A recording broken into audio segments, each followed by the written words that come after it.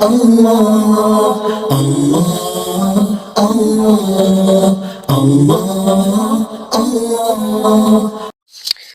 الحمد للہ رب العالمین والصلاة والسلام علی سید المرسلین وعلی آلہ واصحابہ اجمعین، اما بعد، رب اشرح لی صدری ویسر لی امری واحلل عقدۃ من لسانی یفقہوا قولی، رب زدنی علما، رب یسر ولا تعسر وتمم بالخیر، اما بعد۔ السلام علیکم ورحمۃ اللہ وبرکاتہ۔ عید کی مصروفیات کے بعد آئیے ایک اور صبح کا آغاز قرآن سمجھنے سے کرتے ہیں۔ 1 ورڈز 1 ڈے، روز کی ایک آیت۔ آج ہم کریں گے سورۃ بقرہ کی آیت نمبر 222۔ پیچھے جو آیت ہم نے پڑھی 221، جس کو میں نے شادی کا ٹائٹل دیا، اور اس سے پہلے پھر 220 اور 219، یہ معاملات کے بارے میں ہے، یتیم کے معاملات تھے، پھر نکاح کس سے ہونا چاہیے، کس سے نہیں ہونا چاہیے۔ ان آیات کو پڑھ کے ہمیں سمجھ آتی ہے کہ اسلام جو ہے نا، وہ صرف عبادات کا نام نہیں ہے، ہر معاملے میں رہنمائی کرتا ہے۔ اور وہ لوگ جو قرآن کو صرف سال ثواب کی کتاب سمجھتے ہیں، جو اس کو غلاف میں لپیٹ کر گھر کی سب سے اونچی جگہ پر رکھ لیتے ہیں، اور پھر صرف صبح سال ثواب کے لیے پڑھ لیتے ہیں، یا گھر میں کوئی فوتگی ہو جائے یا کوئی خوشی کا موقع آ جائے تو اس میں برکت، باعث برکت اس کام کو کرنے کے لیے قرآن کی تلاوت کر لیتے ہیں۔ اگر وہ ان آیتوں کا ترجمہ پڑھیں تو انہیں سمجھ آئے کہ قرآن تو ہماری دنیا کے معاملات میں رہنمائی کرنے کے لیے آیا تھا، جسے ہم نے صرف سال ثواب کے لیے استعمال کیا ہے۔ یہ بالکل ایسے ہی ہے جیسے آپ کا کوئی بیٹا آپ کو پیسے بھیجتا ہے، بھائی رہتا ہے، آپ کو پیسے بھیجے ہیں اس نے، اور ساتھ اس نے جو ہے نا وہ ایک پیپر بھیجا جس میں اس نے لکھا ہے کہ ان پیسوں کا کیا استعمال کرنا ہے، اتنے یہاں استعمال کرنے ہیں، اتنے یہاں، اتنے یہاں۔ اور آپ کیا کرتے ہیں جی، آپ کو پڑھنا نہیں آتا، آپ اس کا تعویذ بنا کر آپ اپنے گلے میں لٹکا لیتے ہیں، یا اس کو بڑی اچھی سی کپڑے میں لپیٹ کے آپ گھر کی اچھی سی جگہ پہ رکھ دیتے ہیں کہ جی میرے بیٹے نے بھیجا ہے، تو آپ ان پیسوں کو اپنی مرضی سے استعمال کرتے ہیں، آپ کو سمجھ نہیں آتی کہ ہاں کیسے استعمال کرنا ہے۔ تو یہ بالکل یہ ایک مثال میں نے دی ہے سمجھانے کے لیے کہ قرآن ہمیں کیا بتا رہا ہے، اصل میں یہ ہم نے جاننا ہے۔ قرآن ہمارا محسن ہے، جو دنیا کے ہر معاملے میں ہماری اتنی اچھے طریقے سے رہنمائی کرتا ہے، بالکل ایسے ہی جیسے آپ راستہ تلاش کر رہے ہیں کہ میرے لیے کون سا راستہ اچھا ہے جو مجھے منزل کی طرف جلدی پہنچا دے گا۔ آپ نے لوکیشن لگانی ہے، آپ کو کسی گائیڈنس کے لیے کسی رہنما کی ضرورت ہے، تو کوئی جو آپ کو صحیح راستہ بتا دیتا ہے، آپ اس کی شکر گزار ہوتے ہیں، آپ اس کو اپنا محسن سمجھتے ہیں۔ ایسے ہی قرآن ہر معاملے میں ہماری رہنمائی کرتا ہے، اور اتنے خوبصورت الفاظ میں رہنمائی کرتا ہے، یہ نہیں کہ انکمپلیٹ رہنمائی ہوگی یا مشکل ہوگی سمجھنے میں، نہیں، اتنے خوبصورت، اتنے اچھے انداز سے رہنمائی کرتا ہے کہ کئی جگہوں پر قرآن کی آیتیں پڑھتے ہوئے قرآن سامنے سجدہ ریز ہونے کو دل کرتا ہے کہ اللہ تو نے کتنے اچھے طریقے سے ہماری رہنمائی کی ہے، ضرورت صرف سمجھنے کی ہے، ضرورت صرف اور صرف غور و فکر کرنے کی ہے۔ آئیے جو آیت ہم پڑھیں گے، آپ دیکھیں گے اللہ نے اس آیت مبارکہ میں جن الفاظ کا استعمال کیا ہے اور جس طریقے سے اللہ نے سمجھایا ہے کہ سبحان اللہ خود بخود ہمارے دلوں سے اور ہماری زبانوں سے نکلتا چلا جائے گا۔ ایک بہت اہم مسئلہ حیض کے متعلق، پیریڈز کے متعلق، جو کہ ہر مذہب میں ڈسکس ہوتا تھا، ہر مذہب میں لوگ افراد اور تفرید کا شکار رہے تھے۔ آئیے اس پر مزید بات کرنے سے پہلے ہم آیت دیکھتے ہیں، اور پھر آیت کا ترجمہ اور تفسیر ہم سمجھیں گے، اللہ کے الفاظ دیکھیں گے کہ اللہ رب العزت نے کون سے الفاظ استعمال کیے ہیں۔ اعوذ باللہ من الشیطان الرجیم، بسم اللہ الرحمن الرحیم۔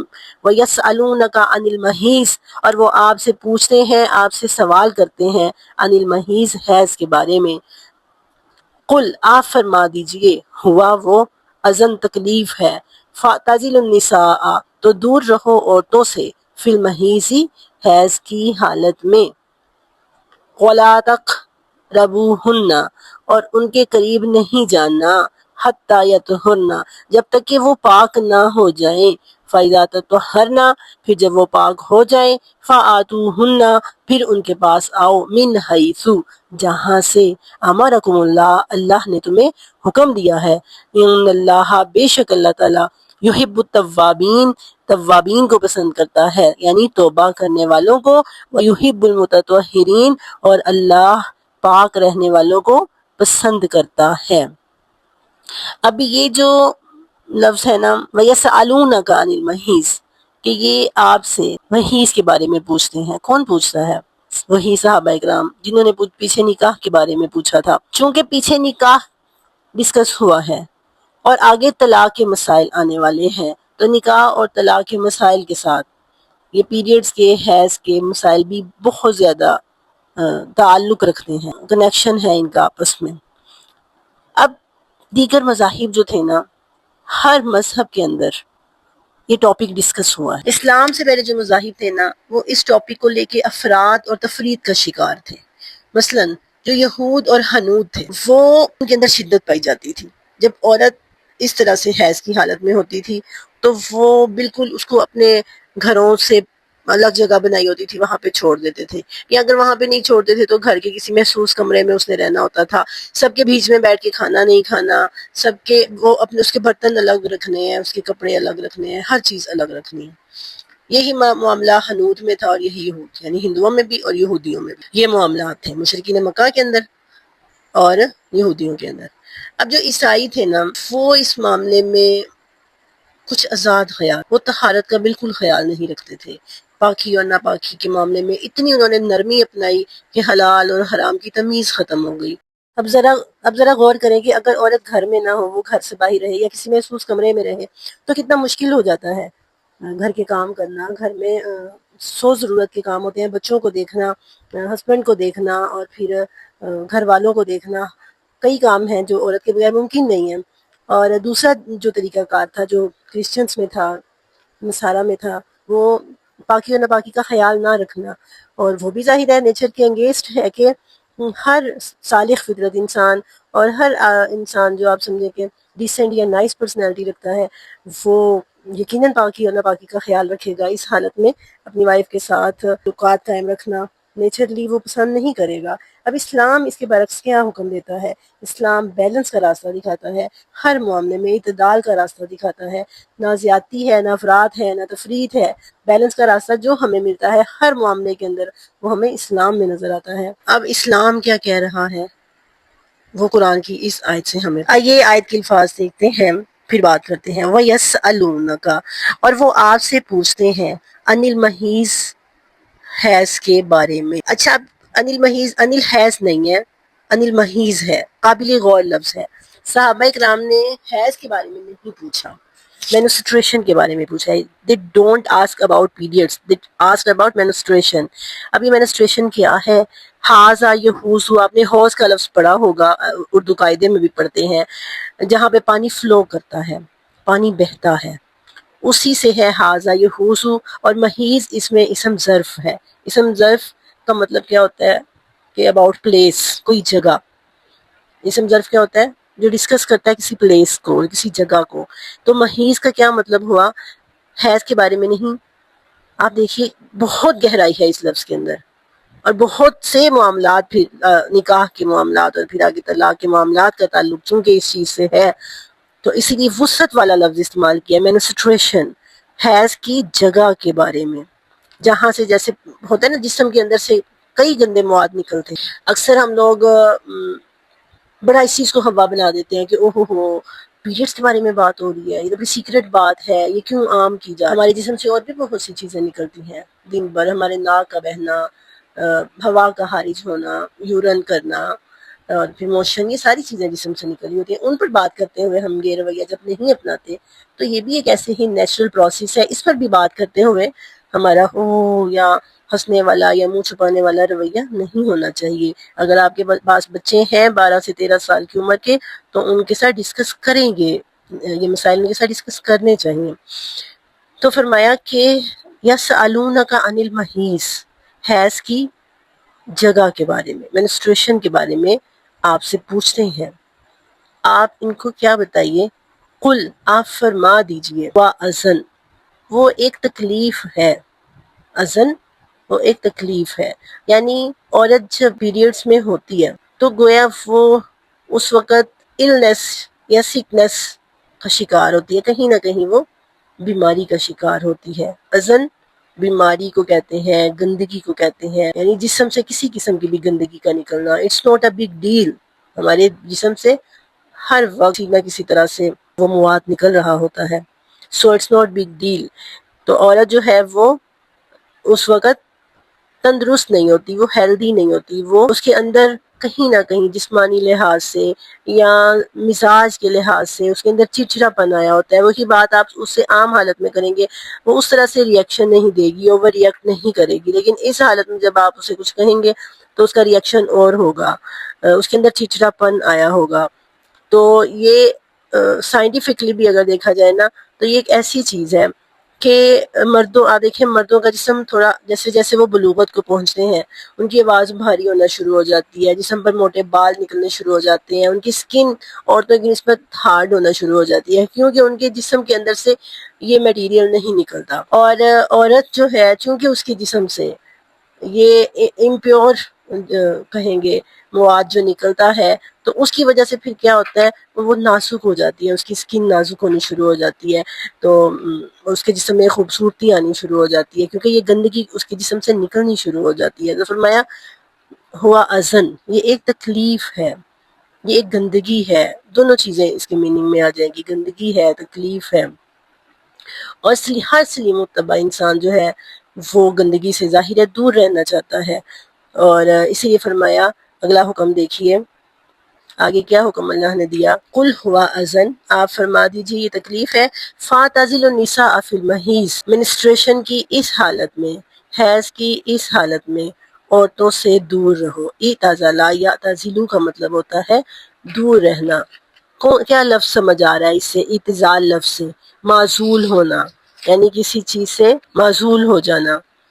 جیسے قرآن پاک میں آتا ہے نا انہم عن السمع لمعزولون، اور پھر سورۃ ہود 42 میں کانا فی المعزل، وہ کنارے پر کھڑا تھا، یعنی ہود کا بیٹا کنارے پر کھڑا تھا.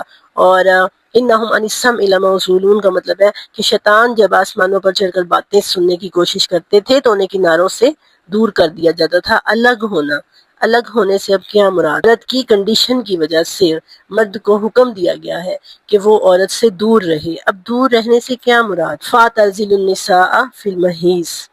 اب دیکھیں محیض لفظ سے ہی آپ کو سمجھ آ جائے گی محیض کا لفظ کس لیے ہے؟ مینسٹریشن کے لیے، یعنی اس جگہ سے دور رہیں، حیض کی جگہ سے دور رہیں. اس کے علاوہ اب یہ رہنمائی ہمیں کہاں سے ملے گی؟ وہ لوگ جو حدیث کا انکار کرتے ہیں ان کے لیے بہت بڑا اس کے اندر جو ہے وہ سبق ہے. آپ دیکھیے نماز کی کتنی رکھتے ہیں، یہ رہنمائی ہمیں کہاں سے ملی؟ احادیث سے. وضو کیسے کرنا ہے، یہ رہنمائی ہمیں کہاں سے ملی؟ احادیث سے. اب چونکہ مسلمان یہودی کیا معاملات کرتے تھے اپنی بیویوں کے ساتھ اور عیسائی کیا معاملات کرتے تھے، یہ معاملات تب کھلے جب بہت سی ایسی عورتیں جو یہودیوں کے ہاں رہ چکی تھیں بعد میں ان کی شادی کسی مسلمان مرد سے ہوئی اور پھر بات کھلنی شروع ہوئی کہ وہ اپنی عورتوں کے ساتھ پیریڈز کے دنوں میں کتنا دور رہتے تھے یا کیا معاملات کرتے تھے. یہ ساری باتیں تب کھلنی شروع ہوئیں اور پھر سوالات پیدا ہوئے اور یہ سوالات جو ہیں وہ رسول اللہ صلی اللہ علیہ وسلم تک پہنچے اور پھر اللہ تعالیٰ نے یہ آیت نازل کی اور اتنی جامع اور اتنے خوبصورت الفاظ اس آیت کے اندر استعمال کیے. فرمایا کہ حیض، حضرت عائشہ فرماتی ہیں کہ رسول اللہ صلی اللہ علیہ وسلم اعتکاف میں بیٹھے ہوتے ہیں اور آپ نے اپنا سر باہر نکالا اور مجھے کہا کہ عائشہ میرا سر دھو دو، مجھے کنگھی کر دو. میں نے ان کو بتایا کہ اللہ کے رسول میں حیض کی حالت میں ہوں. تو آپ نے فرمایا کوئی بات نہیں، یعنی نماز، روزہ اور جو ہم روٹین میں جو ہم قرآن پڑھتے ہیں وہ نہیں پڑھیں گے، چلتے پھرتے اللہ کا ذکر کیا جا سکتا ہے. اور اس کے علاوہ صرف جو ہے وہ میاں بیوی کے جو محسوس تعلقات ہوتے ہیں وہ نہیں کیے جائیں گے. اس کے علاوہ ہر قسم کے تعلقات اس کے علاوہ جو ہے نا وہ جائز ہیں. تو حضرت عائشہ فرماتی ہیں کہ پھر میں نے رسول اللہ صلی اللہ علیہ وسلم کو کنگھی کی اور ان کا سر بھی دھویا. اور پھر حضرت عائشہ ہی فرماتی ہیں کہ میرا حجرہ اتنا چھوٹا تھا کہ جب میں نے نماز نہیں پڑھنی ہوتی تھی تو رسول اللہ صلی اللہ علیہ وسلم رات کو تہجد کی نماز پڑھتے تھے تو اکثر ایسا ہوتا تھا کہ میرا جسم، وہ سجدے میں آتے تو میرا جسم ان کے ساتھ لگ جاتا اور پھر آپ صلی اللہ علیہ وسلم جو ہے وہ ہاتھ لگا کے مجھے پیچھے کر دیتے. تو مطلب عورت کو ہاتھ لگانا جائز ہے. فَاعْتَزِلُوا النِّسَاءَ فِي الْمَحِيضِ. اور پھر حدیث میں یہ بھی آتا ہے حضرت عائشہ ہی کی ایک روایت ہے کہ مطلب ان کو حیض آ گیا تو اللہ کے رسول نے ان کو فرمایا کہ جاؤ اور کپڑا باندھ لو، اپنے ارد گرد کپڑا باندھ لو. اور وہ کہتی ہے میں نے باندھا اور پھر میں آ کر دوبارہ رسول اللہ صلی اللہ علیہ وسلم کے ساتھ لیٹ گئی. تو یعنی ساتھ لیٹا بھی جا سکتا ہے. جو چیز منع ہے وہ صرف یہی محسوس تعلقات ہیں مرد اور عورت کے. اور پھر فرمایا وَلَا تَقْرَبُوهُنَّ حَتَّى يَطْهُرْنَ، اور ان کے قریب نہیں جانا تب تک جب تک کہ وہ پاک نہ ہو جائیں. اب یہ جو پاک ہونا ہے اس سے مراد ہے بلیڈنگ کا رک جانا، مطلب جو بلیڈنگ ہو رہی ہے اس کا رک جانا. اور چونکہ پاکیزگی کا معاملہ ہے تو ہمیں پتہ ہونا چاہیے کہ ہم کب پاک ہوتے ہیں. یہ جو پاک ہونا ہے پہلا، آگے پھر آئے گا تطہرنا، یہ جو پاک ہونا ہے یہ بلیڈنگ کا رک جانا ہے. یعنی ایک تو ہے بلیڈنگ، بلڈ کا نہ آنا، اور دوسرا یہ ہے کہ کلر ڈسچارج کا کلر جو ہے وہ بھی چینج ہو جائے. جیسے ہی وہ چینج ہو، یعنی آپ چیک کریں بالکل وائٹ ہے تو آپ فوراً پاکیزگی اختیار کریں، غسل کریں اور نماز پڑھیں. نماز کا مسئلہ ہے نا، اسی لیے اگر تھوڑی سی بھی لیٹ کریں گے، آپ پاک ہو جاتے ہیں، آپ غسل میں تاخیر کرتی ہیں، آپ کی نماز رہ جاتی ہے، تو آپ کو اس نماز کی قضائی ادا کرنی پڑے گی. اسی لیے فوراً جیسے ہی آپ نے دیکھا آپ فوراً غسل کریں اور نماز پڑھیں. نماز جو ہے وہ اس وجہ سے لیٹ نہیں ہونی چاہیے. اور تطہرنا ہے فَإِذَا تطہرنا، جو اگلا، اور جب وہ پاک ہو جائیں، یعنی جب وہ غسل وغیرہ کر لیں، جب وہ غسل کر لیں، فَآتُوهُنَّ، پھر ان کے پاس آؤ، مِنْ حَيْثُ أَمَرَكُمُ اللَّهُ، جہاں سے اللہ نے تمہیں حکم دیا ہے. اب یہ مردوں کو کہا جا رہا ہے کہ جب عورت پاک ہو جائے پھر اس کے پاس آؤ، یعنی پھر اس کے ساتھ تعلقات مرد و زن کیے جا سکتے ہیں جب وہ پاک ہوں اس وقت. اور پھر یہ جو کہا من حیث، اس لفظ میں بھی بڑی گہرائی ہے. جہاں سے، امرکم اللہ، اللہ نے تمہیں حکم دیا ہے، یعنی اپنی عورتوں کے پاس بھی وہاں سے آؤ جہاں سے اللہ نے تمہیں حکم دیا ہے. اب یہ کیا مطلب ہے اس سے، من حیث سے کیا مراد ہے؟ جہاں سے اللہ نے تمہیں حکم دیا ہے، یعنی جہاں سے حیض آتا ہے وہیں سے عورت کے پاس آنا ہے، پیچھے سے نہیں آنا. قوم لوط کا جو فرد اللواتت جس کو کہا جاتا ہے، پیچھے سے پچھلا حصہ استعمال کرنا، وہ منع ہے. صاف صریحاً احادیث میں بھی منع ہے، اور یہ آیت جو ہے اس چیز کی دلالت ہے. من حیث امرکم اللہ، جہاں سے اللہ نے تمہیں حکم دیا ہے.